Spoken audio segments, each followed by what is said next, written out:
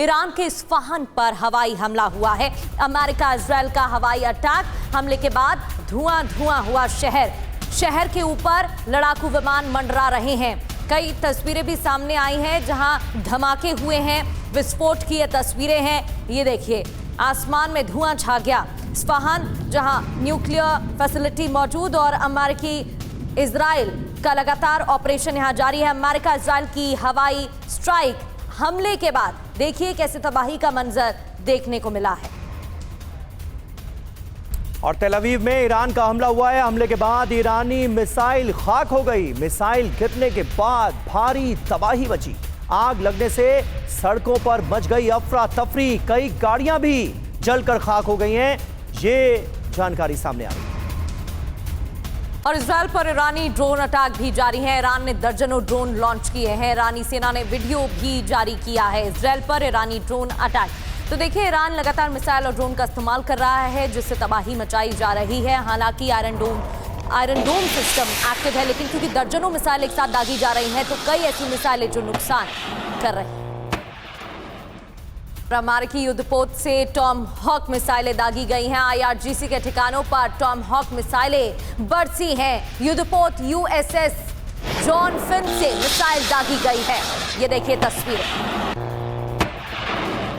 IRGC के ठिकानों पर लगातार रहा है।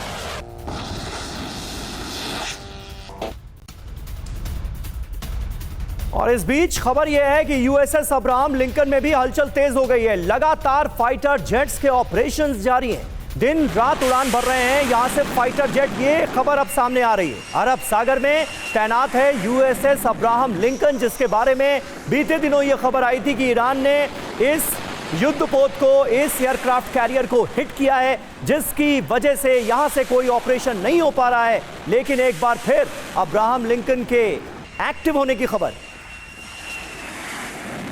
और अमेरिकी B-2 बॉम्बर का एक्शन। अमेरिकी बेस से B-2 बॉम्बर ने उड़ान भरी है। अमेरिका की सेना ने वीडियो जारी किया है।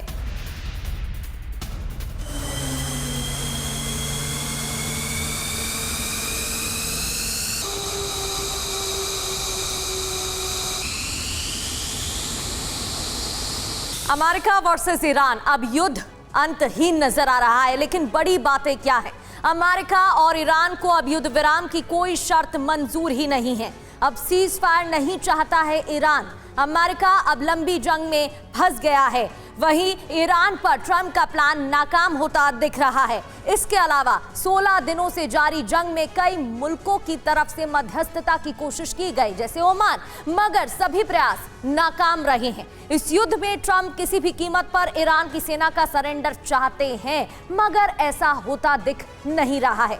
ट्रंप की चेतावनी क्या है ये भी समझ लेते हैं और बताते हैं कि ट्रंप की तरफ से कहा गया कि IRGC के खात्मे तक युद्ध जारी रहने वाला है। इस युद्ध की अब कोई सीमा नहीं है। अब ईरानी रिजीम से कोई डील नहीं करेगा। IRGC के खात्मे तक युद्ध जारी रहेगा। यह भी डोनाल्ड ट्रंप की तरफ से चेतावनी दी गई है। वीके दत्ता सर, जिस तरीके से बयानबाजी हो रही है, अब ऐसा लग रहा है युद्ध और पर्सनल हो गया है, क्योंकि पहले तो हथियार निकालने की बात कही जा रही थी कि हम टॉम हॉक मिसाइल का इस्तेमाल करेंगे, और अब जिस तरीके से बयान आ रहे हैं उसमें ऐसा लग रहा है कि मुस्तफा खामनेई कहां हैं, उन पर सीधा टारगेट किया जाएगा। फिर ईरान की बात करें तो IRGC की तरफ से बयान सामने आया है कि नेतन्याहू कहां हैं, हम उनका पीछा करेंगे, उनको नहीं छोड़ा जाएगा। तो ये और पर्सनल जंग होती जा रही है।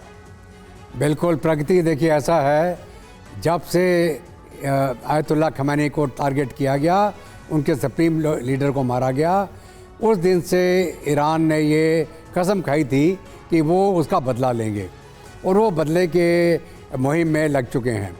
अभी जहाँ तक ईरान का सवाल है, उन्होंने अपनी पूरा जो कमांड कंट्रोल है उसको डिसेंट्रलाइज कर रखा है। उन्होंने खमेनी के मरने से पहले ही डाउन द चेन उन्होंने नेक्स्ट कमांडर का भी नियुक्ति कर दी थी कि अगर एक ख़त्म हो जाता है तो दूसरा उसकी जगह ले लेगा। इसको अगर मैं तुलना करूं, आपने रूस में सुना होगा डेड हैंड एक्टिविटी, कि अगर सारे कमांडर मारे जाएं रशिया के तो उनका न्यूक्लियर प्रोग्राम अपने आप एक्टिवेट हो जाएगा और दुश्मन को तबाह कर देगा। वही स्कीम जो है ईरान के अंदर IRGC लेके चल रही है। इसके अंदर उनकी कोई चेन ऑफ कमांड की कमी नहीं है। वो डिसेंट्रलाइज्ड हैं, मोटिवेटेड हैं, फंडामेंटलिस्ट हैं वो। और वो लगातार जंग को जारी रखेंगे। इसके अंदर ईरान को सिर्फ सर्वाइव करना है। अगर वो सर्वाइव करते रहे और रोज 10-15 मिसाइलें दाने बाएं मारते रहे, अमेरिका जंग हार चुका है और आगे भी हार जाएगा। फिर वो बहुत बड़ी बात आप कह रहे हैं कि अभी जो मौजूदा सूरत हाल है उसमें आपको ऐसा लग रहा है कि अमेरिका जंग हार चुका है और अगर आगे भी इस जंग को बढ़ाने में, सस्टेन करने में ईरान कामयाब हो जाता है तो यही अपने आप में अमेरिका और इजराइल की हार होगी।